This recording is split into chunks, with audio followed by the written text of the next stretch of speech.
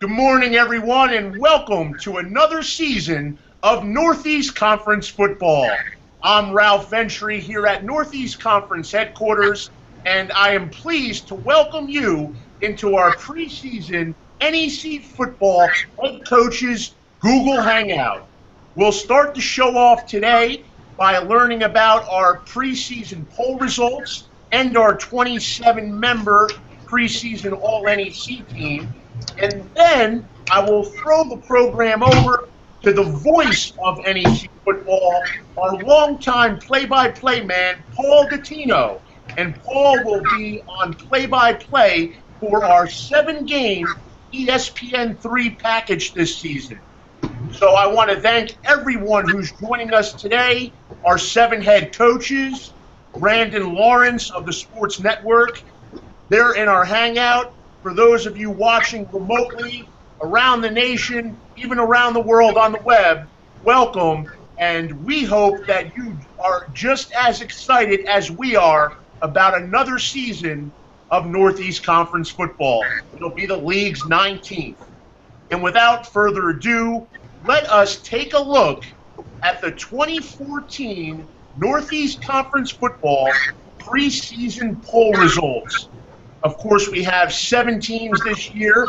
This is the predicted order of finish as determined by a vote of the league's 7 head coaches. You can see that Sacred Heart is our unanimous preseason favorite.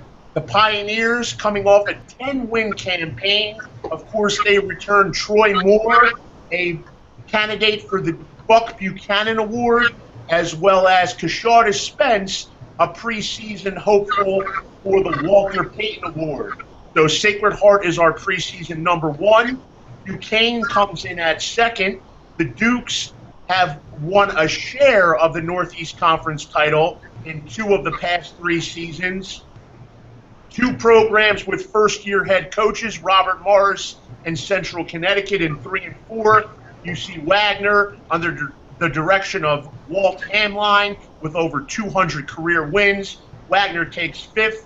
Bryant comes in 6th. And St. Francis U in 7th.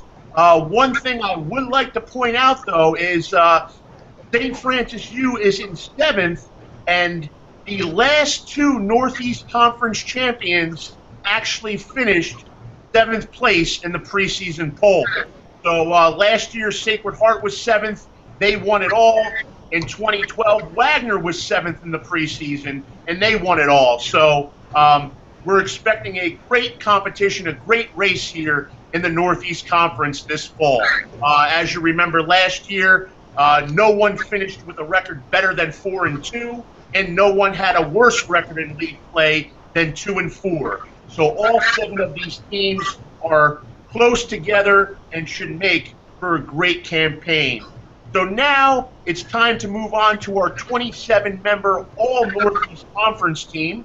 We'll start out with the specialist, the preseason All-NEC specialist, place kicker Austin Crimmins. He made 12 of 15 field goals from inside of 40 yards last year for the Dukes. A.J. Firestone, he was an All-NEC selection last season for Wagner at punter. And Antoine Eddy, the return specialist, he's a preseason All-American, and he ranked 3rd in FCS last year in punt return average, 15 yards per game. So there are your preseason All-NEC specialists. Now we're going to move on to the defense. Our 12-member defensive team, we expanded it by 1 this year. We have added a 4th spot at the linebacker position. So we have 12 preseason All-NEC members. You see them here starting with the D-line up top. Jeff Kovitz with 10 sacks last year to lead the Northeast Conference. Forrest Mason for Robert Morris. Troy Moore, we mentioned him. He's a Buck Buchanan candidate. Zach Zidian gives Duquesne some representation up front. As we move down the list, you'll notice that preseason favorite Sacred Heart has an All-NEC player at each level of the defense. James Rentz at linebacker, and then, of course, Gordon Hill at safety. in the defensive backfield. Lorenzo Jerome for St. Francis U. He was our 2013 Defensive Rookie of the Year for the Red Flash. Antoine Eddy, the punt return specialist, he's also a preseason selection at defensive back. Aaron Reed for Duquesne, Bishop Neal, St. Francis U, and Josh Elise. Elise was a second-team selection last year on the defensive line as an end. This year, he'll be at outside linebacker. So there you see it, the preseason All-NEC defense. We have one more unit left to unveil, and we'll move on to that right now, our 12-member All-NEC offense. We added a third wide receiver position this year. As you can see, the quarterback, R.J. Noel, he was the first-team quarterback last year. He finished third in the Jerry Rice Award voting last year, and that, of course, goes to the top rookie in the football championship subdivision. Rob Holloman and Kashada Spence, two preseason All-Americans, make up the All-NEC offensive backfield. Holloman, 2,270 all-purpose yards last year. That was second in Northeast Conference single-season history. And, of course, Spence, nearly 1,700 rushing yards last year, and he is 87 yards away from Sacred Heart's all-time record. Tyler Doobie, Terrell Holmes, Dwayne Mitchell, the wide receivers, all were amongst the top 10 in receiving last year in the Northeast Conference. Brian Watts, the tight end from Wagner, he was a preseason All-NEC pick a year ago. Then we move on to the offensive line. You see 5 different institutions represented with our All-NEC offensive line. Thurston Keno and Jamie Martinez were both first-team selections last year on the O-line. So there it is, folks. That completes our preseason All-NEC team, 27 members. And before I turn it over to Paul Dottino, I just want to make mention again that for the first time, we will have a 7-game package on ESPN3. It's our largest package in the history of the league, and Paul Dottino will be the play-by-play man for this package, and he's covered football for over 30 years. He was in Canton last night with the New York Giants. He made it back to New Jersey just in time to kick off the season with us here at Northeast Conference headquarters. So without further ado, it's my pleasure to welcome in the voice of Northeast Conference football, Paul Dottino. Guys, great to be with you once again. Appreciate all the coaches taking a bit part of their day, coming here and chat with us. I will tell you guys, by the way, even though I graduated out of Florida many, many years ago, I have 4 years of eligibility left. So if you're still looking for a gunner, I'm excited. I'm 6'1", I'm 185, and I'm ready to go. So sign me up. Ron can't take me in the booth much longer. Anyway, fellas, we're going to go through the coaches one at a time. We're going to start alphabetically, of course, with Bryant and Marty Fine. What I want to do is give each one of you approximately a minute to 90 seconds or so to give us a thumbnail capsule look as to exactly what you're expecting from your team this season. Now, Marty, I remember last year you went through a litany of running backs in particular. I know the one thing you're really hoping for this season is health in that offensive backfield. And not just in the backfield. We lost 16 guys from our 2 deep in the first 4 weeks of the season last year. And I think one of the issues we have is that with only 6 league games and you're playing a 12-game schedule, we're playing 4, 5, or 6 games a season against opponents that are kind of uphill from us. And they're a little bit bigger, a little bit strong. And I think that leads to some depth issues. So we're going to do everything we can to play more young guys early in the year and hope that our older bodies can hold on and make it till we get into the league and give us a chance.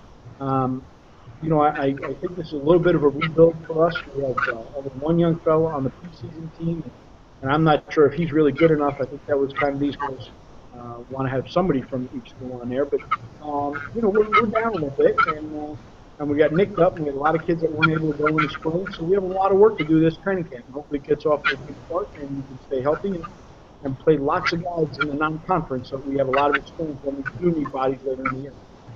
All right, Marty, thank you. And, of course, later on during one of our lotto segments, we'll get into some specifics about some of the players on each one of these teams. We go to Central Connecticut, and Pete Rossomando, and this is your first year. Coming over from New Haven, very successful, 40-plus wins over a handful of years. You take over the Blue Devils program, one that already has a star running back in Ralph Hameline. That, of course, is a good thing because you can hit the ground running, so to speak. Yeah, it certainly helps having a guy like Rob and Tyrell, two outstanding players. But we did a lot of work in the offseason, turned our roster over pretty much. We had 43 guys brand new yesterday in our team meeting. So we got a lot of work to do over the next 27 practices. Get ready for college. And 3 CAA teams on the schedule this year. There's certainly no rest, so we'll know that. And, of course, Pete a stranger to the conference, been with Albany, with Coach Ford, who recently retired. So I'm sure it's kind of a thrill for you to be back into the NEC. Yeah, NEC's certainly a better league now than it was when I coached here. And we got guys that, watch Sacred Heart play, and they got some guys that can really play the game. And all throughout the league, there's guys that can play up at that next level. And you got to make sure you bring your A game with you every week. All right, Pete, thanks very much. Let's go to Duquesne and Jerry Schmitt. Everybody knows the Dukes are always one of the competitive teams every single year. You went and bit off a big Buffalo game this year in your schedule, Jerry, I saw. I guess that's the first time, if I'm not mistaken, in program history you guys have stepped up a level. Yeah, it's been a long time. Back in the pre-war days, we played some of those bigger schools. Been a while. It is a big challenge for us. We're excited about it. As the other guys know, scheduling is a challenge out of conference. So they're one of our out-of-conference games. We're open up. Exciting to go up there and play in that big stadium. Play again in front of a lot of people, and our guys are excited about it. But ultimately, we're looking to prepare for the Northeast Conference, and there's no bigger challenge than a conference like ours. When you take a big step like this, Jerry, obviously you have to have guys who are mature enough and experienced enough to face that kind of competition. Do you feel you have that in the locker room? We've been working towards that since we joined the league 6 years ago. Our scholarship level has continued to improve. We feel our depth is better than it ever has been. We're hoping that we can go up there and give them the game and play hard. We're going to go after it like we do every week. So we're excited about it. But like I said, the whole goal here is the conference. It's such an outstanding conference. I say this every year. We're so happy to be in it. And I used to say we're the new guys, and we still are. But we're fortunate to be in this league. And we enjoy playing these guys. And like you said, like Ralph said, it's going to be an exciting season. All right, thank you so much, Jerry. Mark Nofri from Sacred Heart. No, actually, John Banaszak. I don't want to skip the R's. We got to go R's before the S's. There you are, John. I'm sorry. no disrespect intended. But, hey, Joe Walton has retired. Everybody knows what Joe has meant to that program. You've also been around that program a long time, though, so it's not like a newcomer is suddenly in the chair. I wonder if anything has been different for you sitting in the bigger chair now as opposed to, the last many, many years that you've been with the program. Well, I've been here 11 years, Paul, and there's, it's been an exciting 11 years. There's a lot of changes going on now with our program. Some of the things that we've instilled in our kids and what we want to achieve. We're probably going from Coach Walton, who ran the program more along the NFL lines, to trying to run the program the way the rest of the teams in the Northeast Conference run their programs. We want to compete. There's no question that Northeast Conference is a very competitive conference, up and down. I wish that you guys would have ranked us 7th in the preseason polls this year. That would have given us a pretty good boost after what's happened the last 2 years. But we're pretty excited about getting going. We've got we don't have a lot of returning starters. but we do have a lot of experience returning. And I like the way that our schedule sets up. We play some real tough opponents early. We have Eastern Kentucky coming in here on Thursday, August 28th. Then we go to North Dakota, Lafayette, and Dayton. And then we have Monmouth at home before we open up the Northeast Conference season for ourselves against Sacred Heart. So, we're going to take our lumps early and hopefully get ready for the conference. John, I should ask you, what do you want to do in your first year as a head coach to put your thumbprint or stamp on the program? I mean, the Colonials have been successful for a long time, so I know you don't want to turn it upside down, but I'm sure there's a tweak or two you'd like to make that says, this is John Banaszak's team. Well, the one thing that that I've always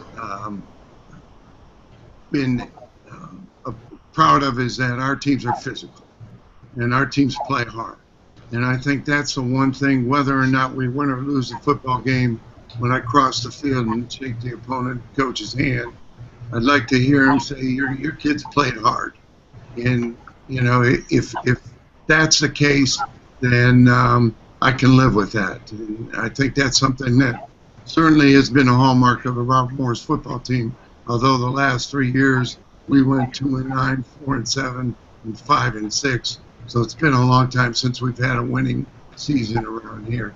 And hopefully we can change that around. All right, John, thank you very much. Let's now go to Sacred Heart. I had a false start, 5 yards on me, right, Mark? Mark Nofri, head coach of the Pioneers, who is coming off of that playoff bid last season. Bad news for you. The X is now on your chest this season, Coach. How do you approach it with your team? We talked about it. I said, last year we were coming into camp, we talked about, us being picked 7th. And, preseason polls and preseason teams are just speculation. Don't focus on the things. It all counts at the end of the season in November. Around Thanksgiving time when the final polls come out and the standings and the all-conference. So, obviously we talked about, last year we were hunting people, and this year they're going to be hunting us. So our kids hopefully are ready for the challenge and know that they got to step up their game a little bit more, a little bit better than last year. What is the one thing you're most curious about as you try to repeat about your team in particular? Say that again, Paul? What is the one thing that you're most curious about your team as you try to repeat? I'm curious to see how the kids are going to come out and each week and understand that they won 10 games last year. It's not going to be the same thing this year. It's all new, and I'm curious to see how they're going to handle being preseason and having 18 starters return and how they're going to react. We play each week in and week out. I mean, the thing we did last year is we stepped up when adversity hit us, and I listened to Coach Fine talk about the injuries, and I think people asked me last year, who was going to win the NEC. I think it comes down to who's the most healthy at the end of the year, and who's playing the best football and not turning the ball over. That's what it's going to come down to. If you can stay healthy and be on the positive side of turnovers, you've got a great chance to win it. Thanks very much, Mark. I've been informed by our technical director that if anyone's watching the Hangout, to please turn the sound off. Apparently we're getting some feedback. I know you guys have to listen. I guess you have earplugs on. But apparently there's some feedback going on the Hangout. So please bear with us as we try to correct that. Let's go to St. Francis. Chris Villarrial, I just saw your Buffalo Bills last night in Canton play the Giants. Sorry for the way that one turned out. But always good to see you, always good to talk to you. And obviously, you have done some marvelous things to turn this program around over the course of the last few years. But your bell cow, Kyle Harbridge, you can't go to him anymore. So what do you try to do now to keep the momentum going that he was able to at least begin getting the ball rolling for you? I mean, the first thing we have to do is we have to get the pass game going. Obviously, with the bell cow going now, we have to be able to have a better completion percentage than over 52%. So these are some of the things we're going to focus on. One of the biggest things that we're going to really focus on. We had some coaches leave this year. We had a great coaching staff last year. They've gone on to another university. So we're going to, we brought some new coaches in, and with the defensive mentality that we had last year, we can't lose that mentality. We can't lose that focus. We brought some other coaches in on the offensive side. We brought an offensive line coach and a tight ends coach in. So I mean, we're looking for all these guys' input. We're looking for not to lose, to help us grow, help us compete. Obviously, as you see in the NEC each year, it's a tough conference. It's from the time I've ever come into the time now, as the coaches have all said, you got guys that can play at the next level, and it's showing up each year. And it's a very competitive conference, and we're just looking forward to being consistent. Take away some of our penalties. We made some penalties last year, and grow up and compete and play some good football. You expect that you'll try to still stick with primarily the same system you had offensively last year, and just try to plug somebody in to fill the Harvard's role, so to speak? Or do you truly change the scheme of things, realizing that it's hard to actually find a duplicate player of Harvard's caliber?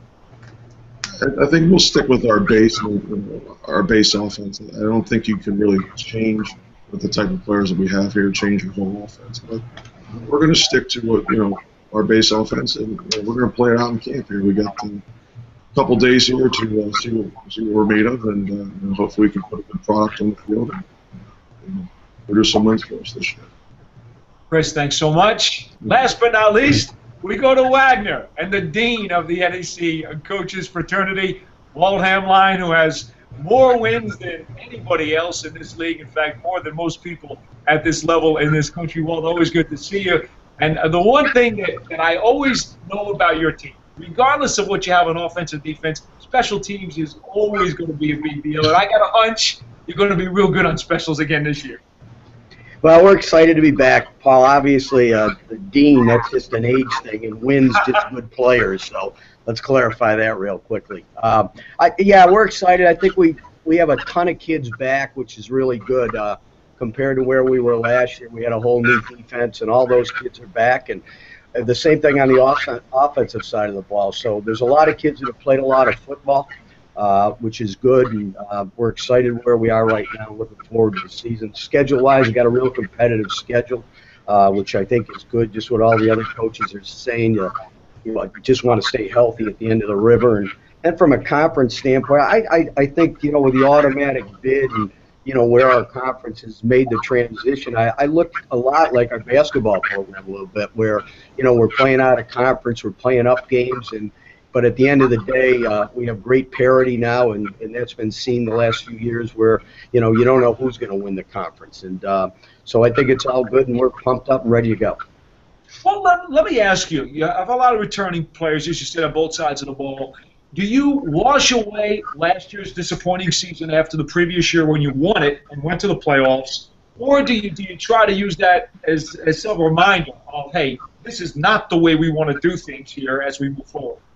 Yeah, I mean, I think anytime you have a losing season like we did last year, you try to reminisce into the past a little bit. But I think the great thing, each and every year you have different kids, and it's a new year. And, I think as coaches and players, you come into camp, and everyone's really excited because, hey, they're looking to see what kind of year they're going to have and the whole deal. So we're just keeping on track, and we're pumped up where we are right now, I think, like everybody, and excited about the expectations. And, as coaches, we all say, hey, one practice at a time, one game at a time, and then get to conference play and play like the Dickens and see what happens at the end of the river. Thanks so much, Walt. Time for our Twitter timeout, folks. As you know, at NEC Football, or even at NEC Sports if you'd like. Anybody out there watching who's interested in asking a question to one of the coaches, we'll try to pass that along to you. In the meantime, one of the things that I want to do is go over some of what we were talking about earlier with some of the individual players. We didn't get a chance to really get into those. I'm going to throw out a couple of names to a couple of the different coaches here, and we'll get some of their comments as we wait for your Twitter questions. Again, at NECFB or at NEC Sports, we'll be open to either one of those and try to get those Twitter questions for you on the air as soon as possible. Some of the star players from this league who have gone on to some of the NFL camps. I guess Jordan Harris is one guy I want to mention. I believe he's in Rams camp right now, Marty. Westerhouse is gone. Harris is gone. You've lost some key players, but what is the biggest adjustment that you find when you have true star players that leave a program, do you have to try to point out guys who are going to step up and be those next guys, or do you let that come naturally? Well, that's a hell of a question. I wish I was smart enough to answer it. I think you go out and you play. I think it's kind of like recess. You go play, and the good players will rise, and then it's our job to see what they do well and try and use that as a strength. Try and put them in positions to do that. I don't think we've had any players here that could do everything well. I think we have at times done a good job of using our players to play to their strength. So I think we take the group out, and we did it all spring. We don't keep any kids here in the summer, so we don't get any feedback there. But we'll go into training camp, and we'll go out and throw our route trees and do our things, and then try and find what they do best and find ways we can use those abilities to make some plays for us. We don't make enough big plays, and we surely didn't last year. And so you're always trying to find ways to use the kids to create some big plays, and that's what the coaching is. I know, Walt, you got Dominic Williams, went to Minnesota Vikings camp, your outstanding running back of a year ago. A.J. Dalton from Robert Morris. John, I guess he signed a contract with the Lions. I'm assuming things are going well there. In fact, let me mention that with you, John, because we had talked last year. I remember about how teams were coming in to look at him. They were looking at him at different spots along the line. That's just, look, you have all that NFL experience. You know how valuable that is to these guys. They're getting looks in this conference, and they're getting opportunities to play pro. Yeah, there's no question about it. The conference is loaded with individual talent. These kids can play. They deserve a shot at the next level. Back when I came out in 1975, there were 17 rounds in the draft. That was 476 players. And today there's only 7 rounds in the draft. I think that a lot of kids get overlooked. A lot of kids who deserve a chance are, because of the fewer numbers of draftees, they just don't get the chance. But A.J. Dalton, we last heard yesterday, still in the Lions camp and doing pretty well. So I wish him best of luck, and I think he may have a chance to hook on with them. That would be outstanding news. Any of the other coaches, before we move on to our next topic, does anyone else have somebody who's currently in an NFL camp this year as a rookie who believes they really have a shot to make it? I'm going to open the floor here if anybody knows of anyone who's an alum. We always like to promote the alums here when we get a chance. No, we're all cool? All right. Let's bring in the Sports Network. I know we have some questions from Brandon Lawrence. Brandon, welcome. Thanks for joining us today. Hey, no problem. Thank you guys very much for having me. I'm excited. Another year of football. I can't believe I've been here for an entire year now. It's kind of wild. All right. Well, fire away. The coaches are at your disposal. I'm going to hand it off. All right. Sounds good. Well, thank you very much. I appreciate it. Let's see. Well, let's start with either of the new 2 head coaches here, Coach Banaszak or Coach Rossomando. What sort of challenges do you guys face coming in, especially to 2 programs that have such a rich history? What sort of challenges do you guys face coming in and starting up, not necessarily from scratch, but just being first years? Well, the challenge I have is to get us back into the winning record. The first 17 years of Coach Walton's career, they won 2 national championships. They had 2 undefeated seasons. We were the first team in the Northeast Conference to have an invitation to the NCAA playoffs after the 2010 season, and we want to get back to being able to compete and compete for a championship, have an opportunity to get back to the national playoffs. So that's our preseason goal, is to be able to finish this season with a winning record. And I think for me, it's just been changing the culture around here to get it to where we want it. They have to understand what we want, expectations, and that's probably been the most difficult thing. Although change was welcome, I think there was some resistance early on with some upperclassmen, gotten some gotten pretty comfortable. So we had to shake some things up. Obviously, with all those new guys, we shook a lot of stuff up. And I think that's the biggest challenge for us is getting everyone on the same page with a young team. And even the team that I inherited was very young, a lot of freshmen and sophomores. Okay, great. Coach Nofri, obviously picked first in the preseason poll with 6 first-place votes. A lot of key guys returning, especially on offense. Kashada Spence, R.J. Noel, some big names there. How do you keep these key guys focused going into the season with the goal going back that you want to make it back to the playoffs? We talked about it that the feeling that they had at the end of last year and winning NEC conference and know what it was to walk off the field as winners and try and repeat that, and that nobody's going to give you anything, and even if you're voted preseason all conference, it doesn't mean you're going to be all conference at the end. You have to go out and do it week in and week out. You got to grind it out, and you got to find ways to win. And obviously, we raised the bar here last year a little bit, and nobody expected us to win, and we did. So we talked about it this year. You got to come back a little bit stronger. People are going to be gunning for you, and you're not going to kind of hide in the weeds and sneak up on people. You better be at your A game every week, and go out and perform. Okay. Coach Schmitt, in the past four years that any NEC team has been eligible for the playoffs, 4 different teams have made it. Now, Duquesne has been in the mix every single year. What needs to happen this year in order for the Dukes to go that extra step and make it into the playoffs? Well, we have to compete throughout the entire season. And as Marty said, avoid the injury bug down the stretch is one of the big challenges at this level. And, just compete throughout the entire season. We've had runs where we've played really well and then had games where we've not finished football games and put us in that position. And it's a credit to the NEC League and the teams that we play against that they've gone to the playoffs because they have finished those games. And we use that as a benchmark. And we focus on it throughout the off season and talk about playing every single, not only football game, but every minute of every game, because you never know when it's going to be the deciding factor, that play or that situation. So that's what our focus is here, for us to continue to compete and hopefully put ourselves in a position again, use our experience from the past, and do some good things throughout the season. Okay.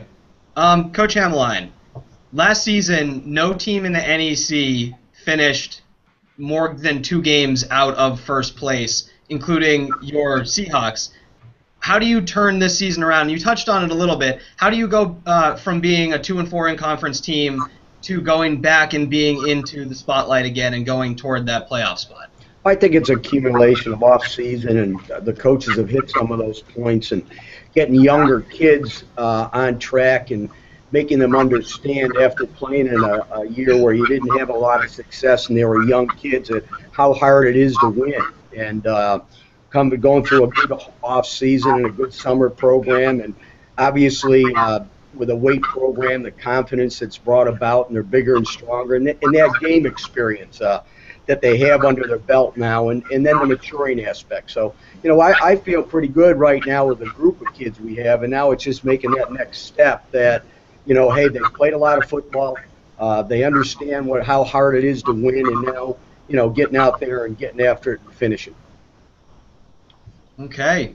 Coach Fine, looking at Bryant's schedule coming up this season, you play teams like Stony Brook and Maine in the CAA. You've got Liberty from the Big South. Can you just talk a little bit more about your schedule and how it came together for this season? Well, aren't you the bearer of bright news, huh? I try to be. Thinking about it. We have a tough schedule. We wanted to do exactly what all the coaches are talking about. We wanted to play up and make it demanding on our players so that when we get to the league, we feel like we call it, put a bark on it, made ourselves tougher. You have to balance that with being healthy, because if you lose your good bodies, we thought we had 2 terrific backs last year, and then by the time we got to the Stony Brook game, both of them were watching the rest of the season, and we went through 5 tailbacks last year, and that's a hard way for us to win. So I think you have to balance the how many people you could play in the non-conference games and playing young guys to eat up some snaps. At the same time, you need to do it to make yourself tougher and play a little faster and learn to compete at a higher level. So that's why we organize ourselves that way. We have some tough trips. Now, we're going to bus to Liberty, which is about 14 hours from us, and bus back that same next night. And so, you know, it's going to be tough for us, but it's pretty good preparation when we have to bus to Duquesne or bus to Robert Morris or any of these other games in our league. So we think that we set the schedule up where, you know, you left Bucknell off of that, but I think they're as physical a football team as we've played in the last 2 or 3 years. And the reason that we're kind of committed to doing it this way is 5 or 6 years ago when we came into the league, obviously we were a little overmatched athletically, and this is not a criticism of anybody, but I didn't think it was the most physical football league in 1AA football. I thought last year that some of the teams in this league had really stepped forward and were much more physical over the course of time. I thought what Chris has done at St. Francis, what Mark did at Sacred Heart, and obviously, you know, Jerry and Coach Walt have done, and you know Walt, the dean of all of us, if we add up all our experience, we're not as old as him. But I thought that when you go each week, there are no teams that aren't really physical, that aren't trying to be physical, that's not their intention. And I don't know that was always the case. I thought there were some finesse teams and teams that were trying out ischemia 6 years ago when we got in, but now I don't think that's the case. And I think if you don't have a rough bark on you, if you don't have a real toughness, if you don't have a real happiness to put in a mouthpiece and play that way, you don't have a chance in this league. And so I think that the league has changed a lot. And I think whether some people would say for better or for worse, I don't know if the skill level's gotten better, but I think the approach and the physicalness of the league has really changed. And I think that you have to prepare for that in the non-conference. Sure. Okay. Coach Banaszak, this is my final question for you guys. How do you? Well, you obviously been in the program for a while now, but going in and replacing a coach like Coach Walton, who's a legend in this league, can you just talk about what that means to you and the program? Well, obviously, I have so much respect for Coach Walton. I've coached with him for the past 12 years, and he's just a remarkable man. The way that he bonds with his players at his age was very impressive to me. You know, most of these younger coaches are father figures to their players. Coach Walton was a grandfather figure to our players. You know, to fill those shoes is going to take an awful lot of hard work. We've put an awful lot of hard work behind us already as we prepared for this coming season. For the first time, I believe in 57 years, Coach Walton is not in training camp right now. He's on vacation, and it's just, you know, he's been around. He sticks his head in once in a while and sees what we're doing. But this year, probably, there's no question it's a much different atmosphere around here. But Coach Walton is still the foundation of our football program. He started it 20 years ago, coached the first 20 years, was very, very successful. You know, he had his NFL career, which was an amazing career, and there's still a lot of Coach Walton left in me, and I certainly share that with our players.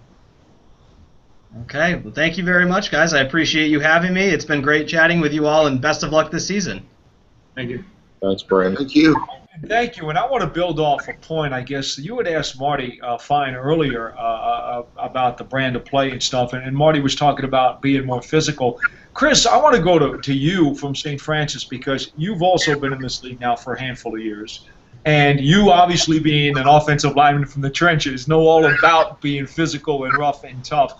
What have you seen, to Marty's point, about the physicality and the toughness and the strength of this league? I mean, you came in, and last year you wound up building what was the second stingiest defense in the NEC. That seems to bode along those lines of what they're talking about. Yeah, when I first came into the conference, I think all the coaches remember the Albany's and Monmouth, big physical offense, defensive linemen, and they would just, you know, a lot of times when I first came in Albany, unfortunately just had their way with us. They pretty much do whatever they want. They're bigger, faster, stronger than us. And as Marty said, the conference has become so competitive now that every team is very physical. If you look at the offensive line across the board, they're tall, lean, big, strong. Wagner has some really good-looking offensive linemen. Walt has done a great job of developing Marty. I mean, the league has just become a physical league, John, back when the Steelers' heydays, I mean, they were a physical team, and physical football teams win a lot of football games. If you can be physical, be disciplined, don't give up a big play, don't make a lot of penalties, you can win a lot of football games. And obviously, Sacred Heart is the perfect example of that. They're a big physical football team, big physical running back, and they did some great things last year. So I just see this league getting better and bigger, faster, and stronger, and it's going to be exciting to watch, and it's going to be an exciting year this year. I want to open up a question to the entire panel, and it kind of builds off of that, because if you're talking about a more physical, more tougher kind of league, that almost seems to lend itself to running games. And as you guys know, as I'm sure you've looked at everybody else's rosters, there's a lot of quarterback questions right now throughout the league. A few of you have some very established guys. I mean, Mark at Sacred Heart knows he's got R.J. Noel, who was the NEC offensive rookie of the year last year. But a lot of you are still trying to sort out your quarterback situations. Does that mean we're going to see much more physicality with power running games this year as you guys try to figure out who your passers are going to be? I open that up to whoever wants to answer that one first. I think it does. I mean, I think you have to, you got to play to your strengths. I mean, we got Rob Holloman. He's getting the ball, so no secret to that. Our quarterback situation, although we have Nick Sangiacomo coming back, he only played half the games last year, so he still has a lot to prove in this league with good defense and a lot of good football players. So, I think everyone probably feels the same way. That got to give the ball to your best players if it's a backfield, and got to get it to them.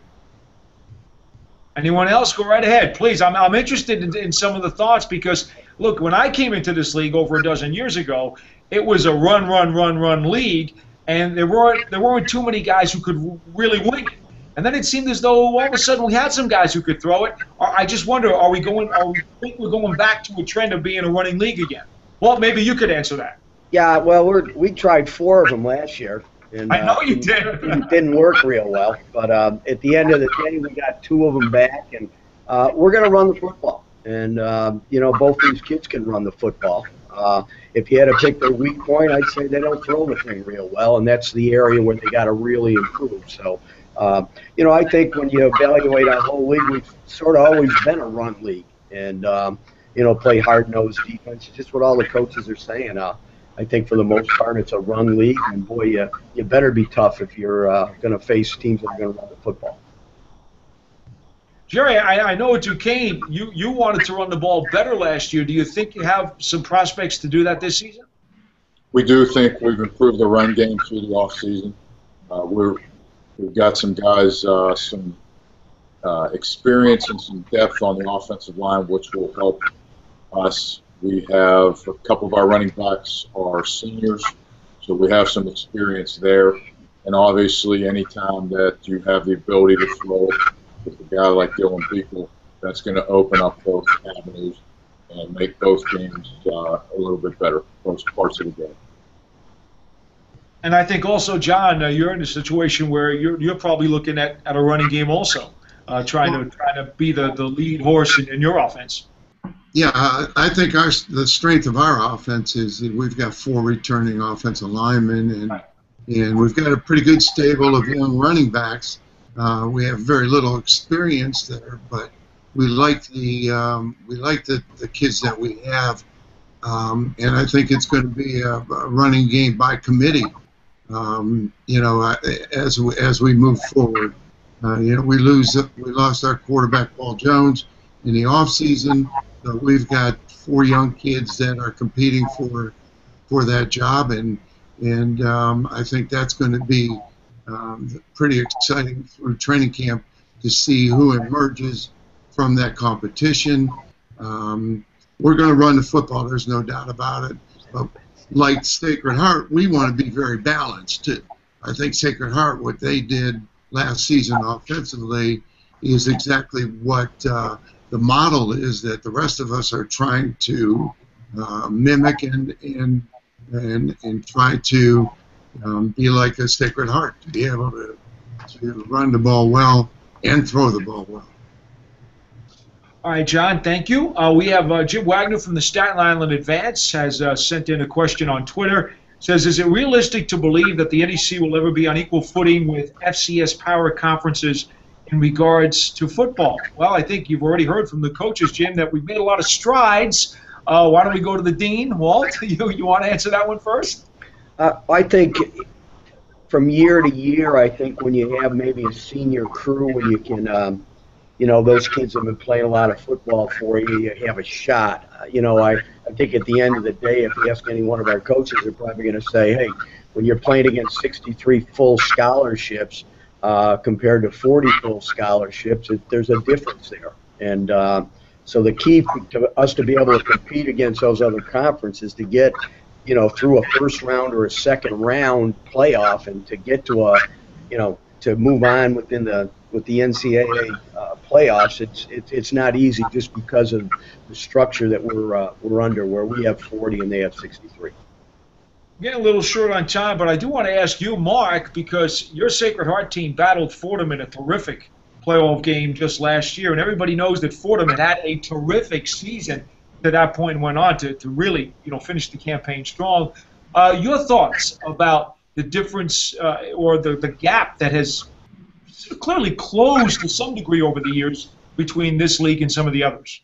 Yeah, there's no question we've closed the gap. I think we've closed the gap with the Patriot League a little bit, and obviously we closed it with the Ivies, but I think Coach Hameline hit it on the head. When you're playing with 40 and you're playing schools with 63, that's a big difference. And then you start talking about depth, and you start talking about losing a kid here or there. A lot of the kids that we were playing last year against Fordham, some of them were not scholarship players for us. They were walk-on type kids or straight financial aid. So there is a big difference between 40 and 63. If you go higher with our scholarship limitations, or going up, increasing our athletic grants beyond 40, now you start talking about possibly winning a game or two in the first round, or going farther, or competing on a week-in, week-out basis. I mean, I remember talking to the guys at Albany, when they were in our league, they would knock off CAAs school. And they said, hey, it wasn't bad because you played one or two throughout the season. Now when you start playing the CAA schools, back to back, now that they're in the CAA, they got to raise their level, which they're going through right now. And I think last year they struggled a little bit. To play a school like that once or twice a year, you can hang around or hang in there. You start playing those games week in and week out, you better increase your scholarship level to compete with those guys, because depth is definitely going to be a problem. You're playing Delaware this year, aren't you, Mark? Yes, we are. Enjoy. Yeah. Guys, certainly whoever winds up representing the NEC in the playoffs, we certainly hope that this year is the year that we continue to advance and get a couple of wins in the playoffs. We thank everybody for their time today. Follow us on Twitter at NEC Football or at NEC Sports. Visit the Overtime blog. Val Frentry, our football guru, is always busy typing away. You'll have periodic updates throughout the season at NECovertime.com. Also during the off-season, during the remainder of summer camp. For national FCS coverage, you can go to FCSinsider.com. And, of course, always at northeastconference.org. We thank all of the coaches from the Northeast Conference for joining us. And, again, we'll be on ESPN3 this season for a 7-game Northeast Conference television package, and we're certainly thrilled to bring it to you. Thanks, everybody. So long. We'll see you next time.